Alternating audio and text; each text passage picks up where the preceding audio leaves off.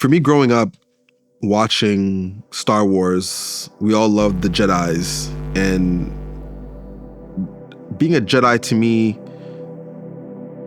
reminds me of being in a higher place of consciousness where you are using your skills, your knowledge, what you've learned from the masters to become better than you were yesterday.